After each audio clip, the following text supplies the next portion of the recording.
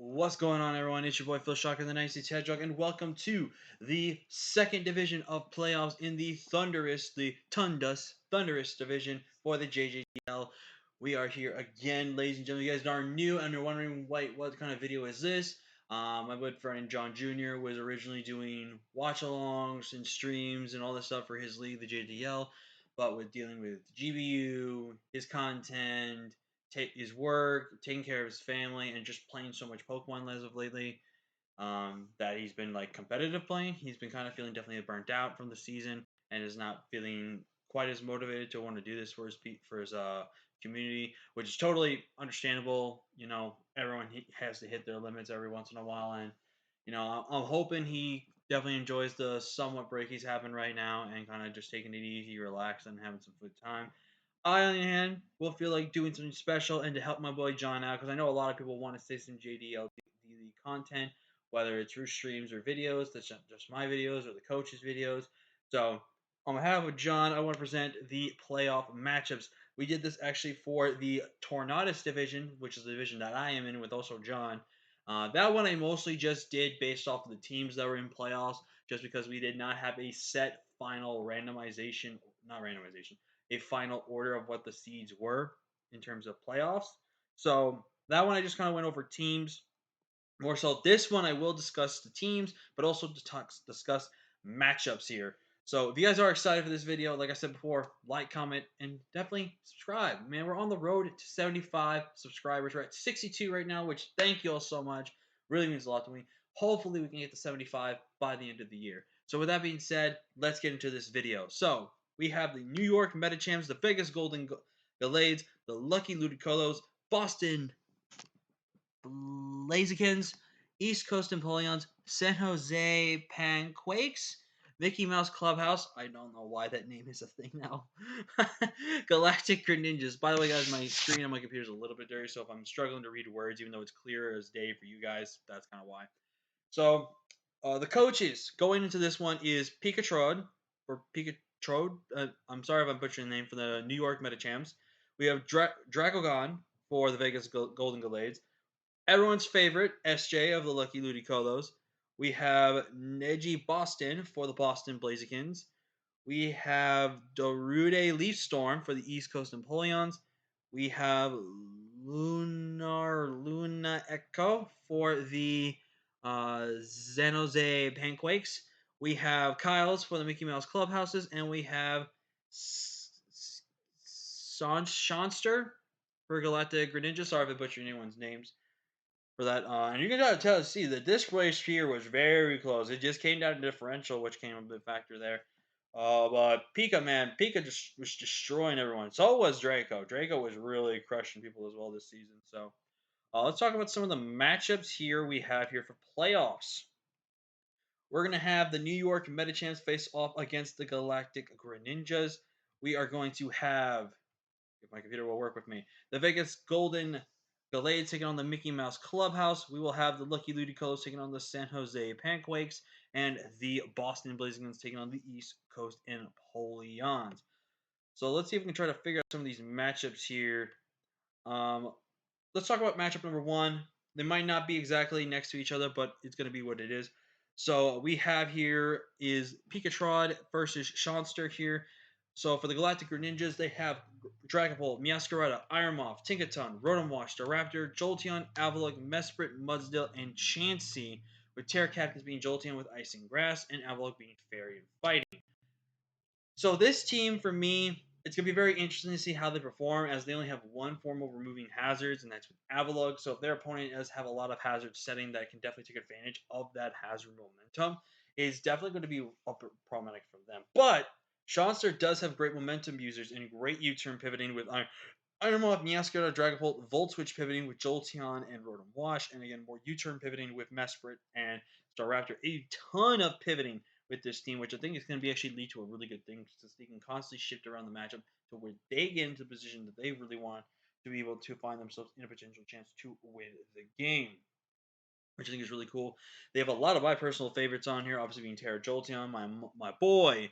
I'm actually a big fan of Staraptor. Rotom Wash I'm also becoming a little bit of a fan of. Iron Moth, Meow, I love those monsters, so good. In terms of what I think this team does kind of have is that it doesn't have it has good bulk, but it's very few in between reliable bulk. Like Avalug is gonna be forced to be like super spadef or like max with def every time to be take advantage, especially with Terra and stuff like that. Mudsdale can be more so your physically defensive wall. Tingaton kind of relies to be either mixed or something like that. You force into it. I love the offense on the team though. The offense on this team. And I'm not talking about the Chansey because Chansey just sucks. But I'm loving the offense on this team with Dragapult, Meow, Iron Moth, Jolteon, Staraptor. Some stuff like that is just so hard for opponents to really switch into and to really deal with a lot as well. And I really think this team could have a good matchup. But with that being said, though, let's talk about their opponents, which I believe are down here, which is Pikachu's team. And real quick, I just want everyone to know I didn't actually like look through these teams ahead of time. Like I just saw them, looked at their names, and kind of went through there. So that's kind of all I really did. I didn't really do anything too crazy. But Pikachu's team is Heatran, Rillaboom, Thundurus, Therian, Urshifu, Rapid Strike, which I cannot believe you got in the fourth round. Noivern, Florges, Grafaiai, Crocodile, Alomola, Poltergeist, and Asuian Avalugg. So the battle of the Avalugs, and funny enough, I think the same Terra types. With Terra type mons in Grafaiai and Avalugg with Dark and Flying, which I actually personally do. I think it's one of the best typings to go with it. And Fighting and Fairy for Avalugg. I actually think I'm going to give Pika the advantage in this matchup, though. Pika, I think, has a lot more things that can definitely take advantage of some other things in terms of their offense and their capabilities. I do think Pika's team, though, as there's a reason he's probably been undefeated for a reason. He knows how to play around it. Obviously, the Tran plus Rillaboom core is also really, really great. Thundurus, one of the best electric ships in the game. Urshifu, my guy right there. Very offensive wall breaker there. Florges Nebine Terras are interesting, but I do think the Grafaiai is one of those like mons that you have to be very careful you don't sleep on. As you guys saw from my week 2 game, Grafaiai can just, if it gets the right momentum going and starts steamrolling, there's nothing that stops him from doing anything out there. Love the Crook. Crook's really nice. Aloe is very annoying. Poltergeist, if it shell smashes up and sets up, it kind of just wins. There's definitely a couple of sets I could see going into this matchup, but I'm not going to say those because I can't help. I can't help people know what they're going to prep for. Sorry, guys, I don't give cheat codes for free. I'm just kidding. I'm just kidding. I'm not gonna. But this is gonna be a very interesting matchup. As like, I do think when it comes to Pika, if like for example, um, Sean wanted to try to bring some type of hazards, which I don't think is a ton of really realistically, but if he wanted to, I do think Sean has good removal options because he does have a decent reliable spinner in his Evolog, which actually can be a little bit more slightly better as a spinner over regular Avalugg, and then Defog from Noivern, which is massive because Defog on Noivern is really good. He's got really good taunt users to kind of shut them down with Prankster taunt and also taunt from Croak, which I think is really nice. Also taunt from Rillaboom, so really good counterplay to that. I think this should be a very interesting matchup that could probably go either way. I don't know how this is going to go down, but I'm excited to see how these teams do. And hopefully we see these teams do well. Obviously, I mean, I don't know these teams at all, and I was never in the same division with them. I don't really know who they are. So well, it's going to be interesting to see how they do. It's going to be interesting to see how they do. So up next we have Dracocon right here. And and it's perfect that they're right next to each other. They will be taking on Mickey Mouse Clubhouse and Coach Kyle's. Draco's team is Torn T, Ursaluna Bloodmoon, Quavel, Galora, Ogerpon, Klefki, Axris, Delphos, Vikavolt, Sandslash, Bayonet. With Terra Captains being Vikavolt, Sandslash, Bayonet with Electric, Steel, Grass, Fire, Ghost, Dark, and their opponents being Kyle's team being Palafin, Goldango, Zapdos, Munkidori, Zarude, Psychozard, Diancie, Primate, Politoed, Sandaconda, and Sneasler, or no, Sneasel, my bad, with Terracats being Primate and Sneasel, Ghost and Fairy with the Electric and Fighting. So this is a very interesting matchup, but if we're going to be honest, you look at Kyle's team, what does he have for Ursaluna Blood Moon? Like Blood Moon just goes stupid in this matchup. It is so annoying of a mon to deal with. I definitely think Kyle's is gonna have a bit of a rough matchup here, just because I think he's not gonna be able to really stop screens from being set up from things like Klefki and stuff like that. And I overall just think some of the offense that Draco has is going to be really good against the offense that Kyle has.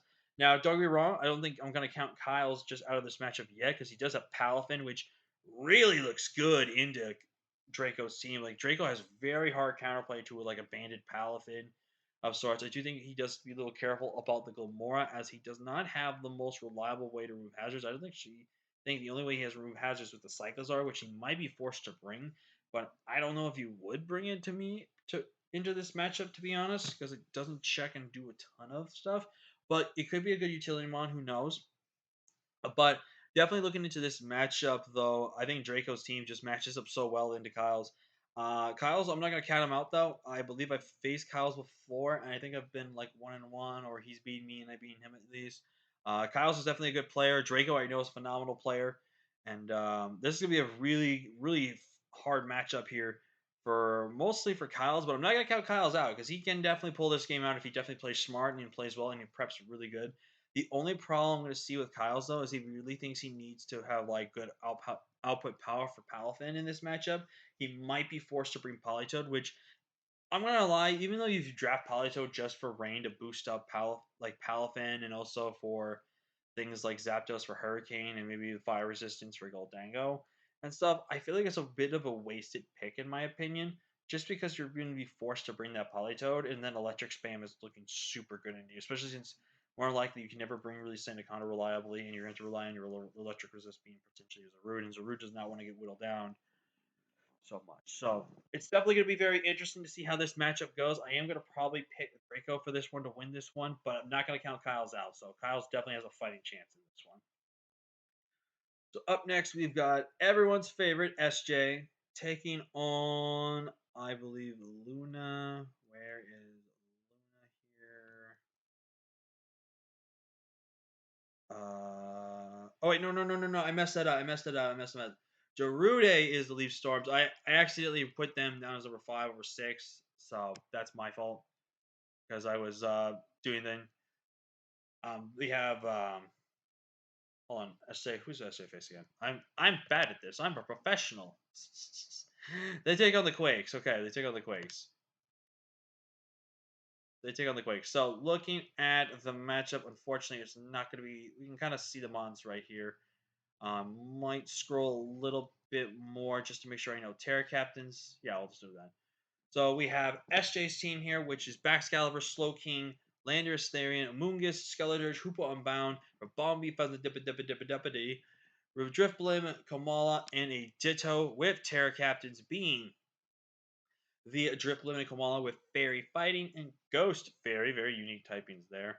And their opponents being Darude with Iron Valiant, Empoleon, Hydreigon, Mamoswine, Serena, the Dunsparce, Clefairy, Scholar Slowbro, Mismagius, Hisuian Arcanine, Masquerain, and the Reggie Alecki, with Terra Captains being just the Mismagius with Ghost and Fairy. So I think we can pretty much fit the teams just about there. So looking at this matchup, Iron Valiant goes in. Now, there is a couple of things that Iron Valiant does have to fear in this matchup. Iron Valiant does kind of have to fear, potentially the Rabombi. Rabombi is actually one of those monsters that can actually outspeed the Iron Valiant. Also with the Pheasantipity, which actually can do a little bit of good work against it as well. Obviously, Drifloon could be a massive threat with Terra, and then also in Burden. Ditto also a massive threat because, again, if it gets a boost, the Ditto can copy that boost, basically, which is really important to know. I think SJ has a pretty good matchup in my opinion. Like, there's nothing else. There's like you kind of look at Baxcalibur. Baxcalibur kind of wrecks shop against his team, against Dorit's team. Like, there's not really much that stops it. Like, it's insanely good. I also think he's got really good checks to things like Regieleki because I think you look at Regieleki, it could be a potential big threat. But I mean, you got Amoonguss and Landorus. I think you have enough checks to kind of that, and also a really good Spadef wall and Pheasantipity. I think it can actually be able to be checked relatively easily. Definitely think the fairy typing could be a massive bring on their end with the Mismagius, knowing that is not a real big drawback. They could switch to Ghost though, because there's no really good Ghost switchings on SJ's team really at all besides Kamala. But if Kamala Terras, then they lose their Ghost switchings. So definitely something that SJ has to take into consideration in this matchup. But overall, I do think I'm going to give the matchup to SJ. I think SJ's team matches up so good into them because, like, Baxcalibur, once it gets set up and going, it's not going to really be stopped. It's going to be clicking buttons against this team. I do think that he has to be a little careful positioning around the Valiant because the Valiant is going to be one of those hidden threats.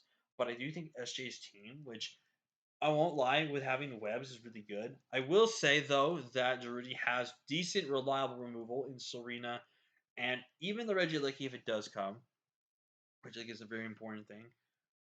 But I also think that Ashley does have to be careful about bringing webs if he does, just because again, Empoleon is a massive threat. If that thing gets a bus, a boost going for himself, that thing can actually start kind of claiming KOs against them because they don't have the best switch ins to water and steel on their entire team. So definitely something that they have to be very mindful about that as well.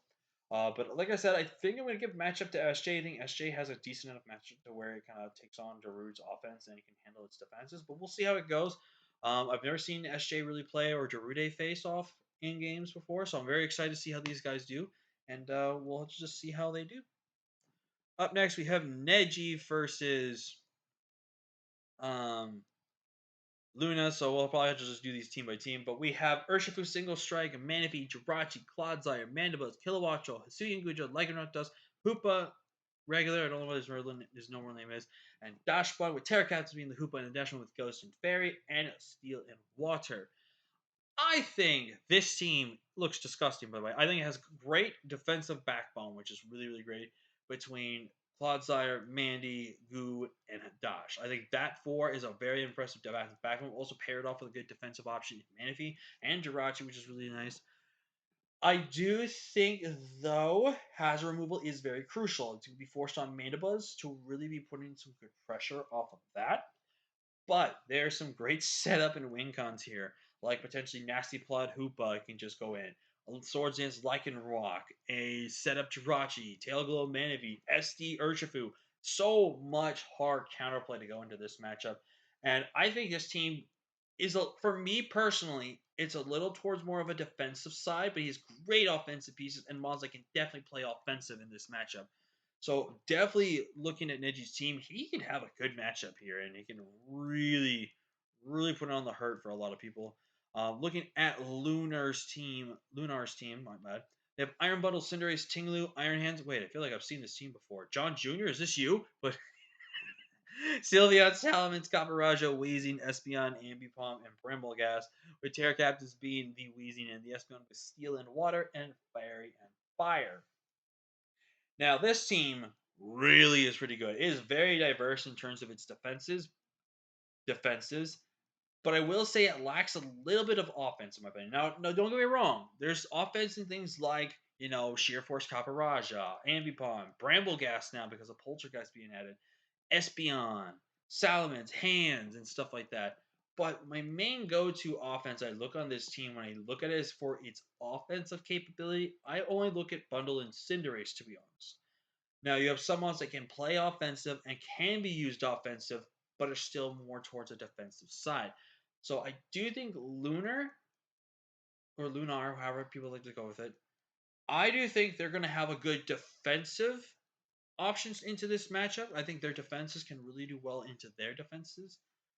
I do think the offense, though, from Neji is going to look really good into this matchup. Just because I think the defensive options kind of or can get overwhelmed by the offensive things like set up Manaphy, Urshifu was set up or just choice banded Urshifu, Kilowattrel with that speed, Scarf Kilo can actually go really insane in this matchup.